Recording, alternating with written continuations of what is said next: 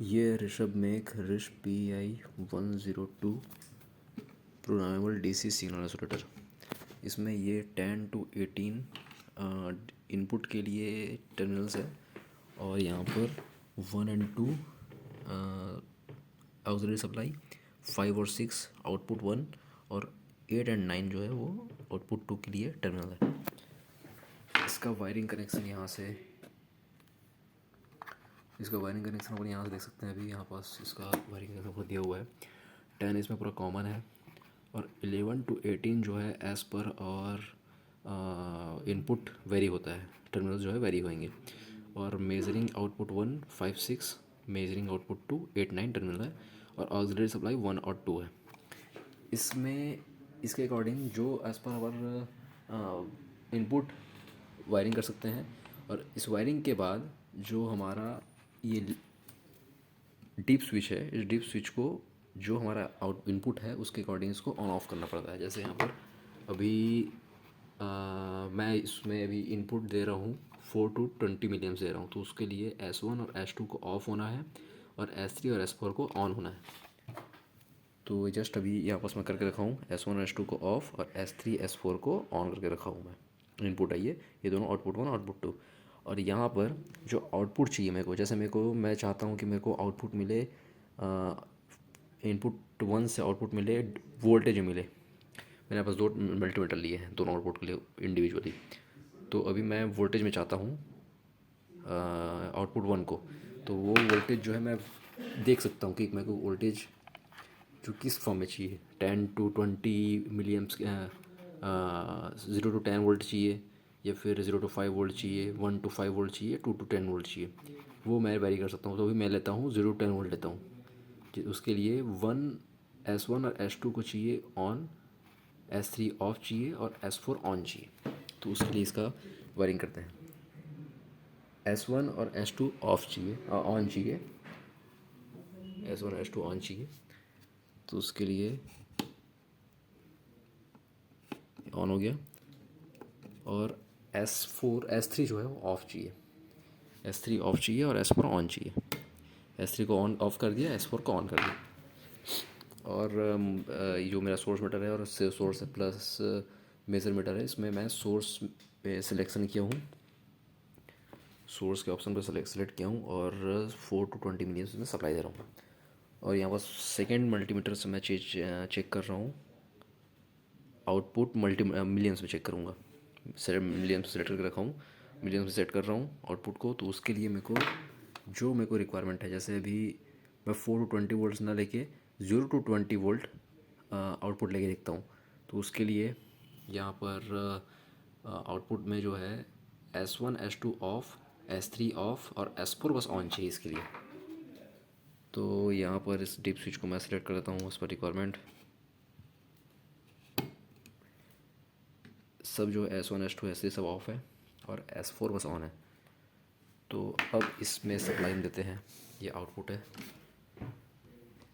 ये source metre है, connection पूरा कर दिया हूँ मैं। अब इसका 0 वोल्ट पे 0 वोल्ट दिखा रहा है, 0 वोल्ट आ रहा है, इसमें मिलियम्स आएगा, इसमें वोल्टेज आएगा। दोनों आउटपुट अभी कनेक्टेड है, इनपुट भी कनेक्टेड है। 4 वोल्ट पे 4 मिलियम्स पे इनपुट जो 4 मिलियम्स है ना, 4 मिलियम्स पे ये 0 to 4 मिलियम्स ऑफ ऑफ दोनों ऑन ऑन, ये दोनों S1 S2 of, S4 S5 on. और इसका वायरिंग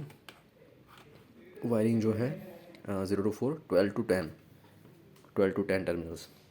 तो अब मैं 4 मिलियम्स पे, क्योंकि इसका 4 मिलियम्स मिनिमम डिफरेंस है और 20 मैक्सिमम है, तो इसमें जो है आउटपुट सिलेक्शन है 0 to 20, मतलब 0 मिनिमम है और 20 मैक्सिमम है।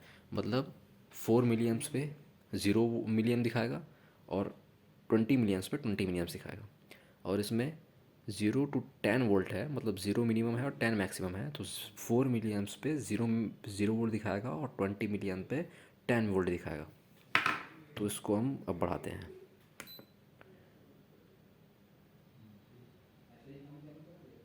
अरे एक मिनट, मैं चालू नहीं किया हूँ इसको, सिग्नल आइसोलेटर का ऑक्सीजन में दिया नहीं, चालू नहीं किया था, ऑन नहीं दिया था।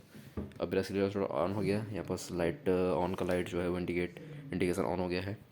और यहाँ पर ज़ीरो रेफरेंस पे 4 to 20 मिली एम्प्स है इनपुट, तो 0 4 पे ज़ीरो रेफरेंस आना चाहिए, वोल्टेज 0 to 10 है इसलिए। तो यहाँ पर लेकिन कुछ एरर आ रहा है, 1.269 का वोल्टेज का एरर आ रहा है। तो इसको यहाँ पास हम लोग इसको सेट कर सकते हैं 0 वोल्टेज पे।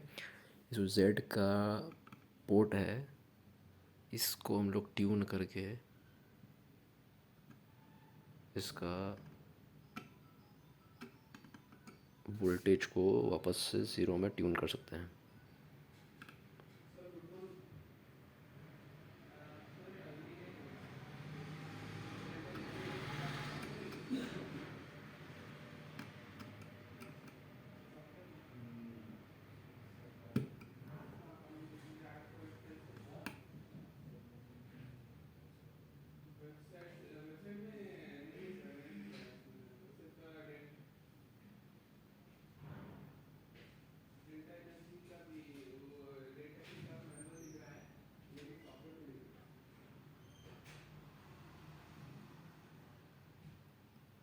अभी ज़ीरो पे मिनिमम रेफरेंस आ गया है और यहाँ भी ज़ीरो रेफरेंस आना चाहिए, जो थोड़ा सा वेरी है। इसको हम लोग चला लेते हैं डेमोन्स्ट्रेशन के लिए। और फिर कम करना अगर है इसको भी, तो फिर इसको भी हम लोग कम कर सकते हैं यहाँ से।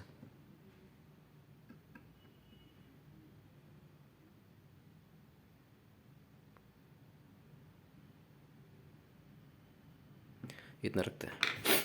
अब यहाँ से जैसे जैसे इसको वोल्टेज बढ़ाते जाएंगे, मिलियम्स रेफरेंस बढ़ाते जाएंगे, इसका वोल्टेज वेरी होता जाएगा। ये 0 to 10 वोल्ट तक वेरी होगा, ये 0 to 20 मिलियम्स तक वेरी होगा।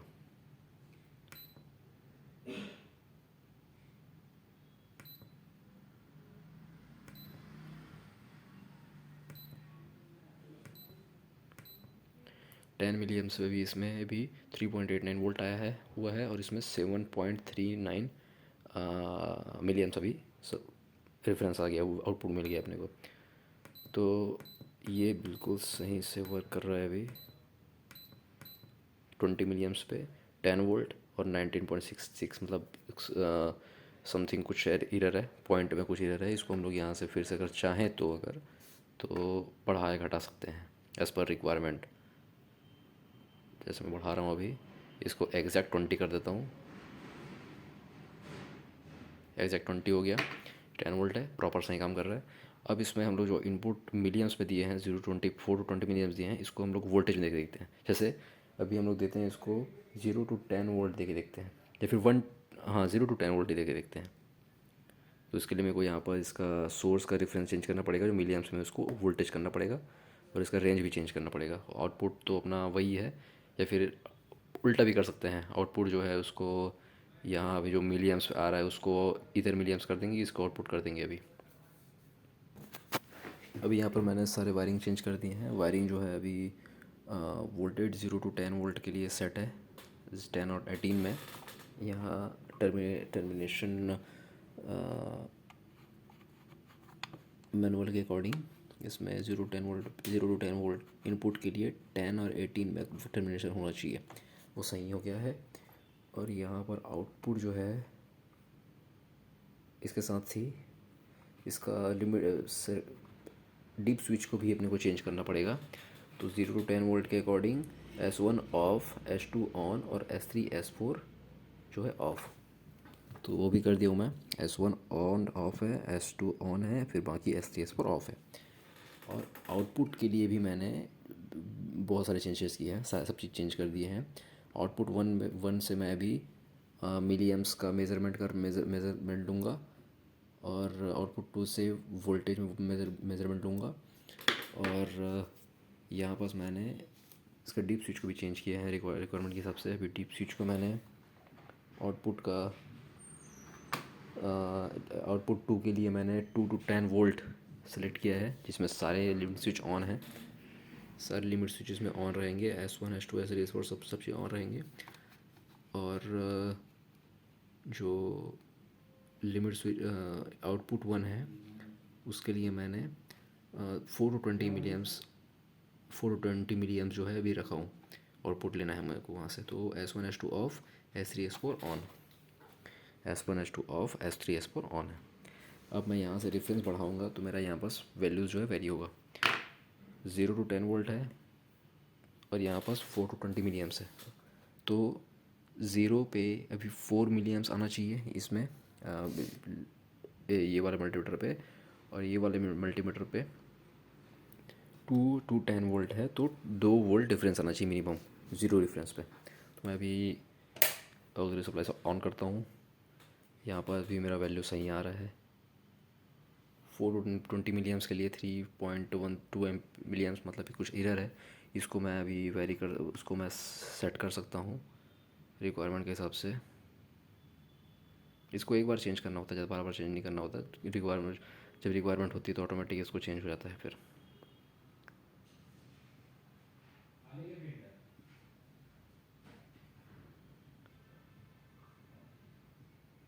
ये 4 मिली एम्स जो है सेट हो गया मिनिमम रेफरेंस पे।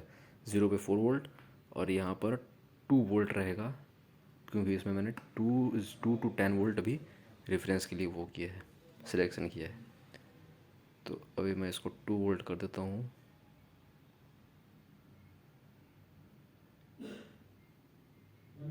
2 वोल्ट हो गया। अब जैसे जैसे रेफरेंस बढ़ाते जाऊँगा इसमें मैं, मेरा आउटपुट ही वोल्टेज भी बढ़ता जाएगा, वोल्टेज जो मिलियम्स में बढ़ता जाएगा।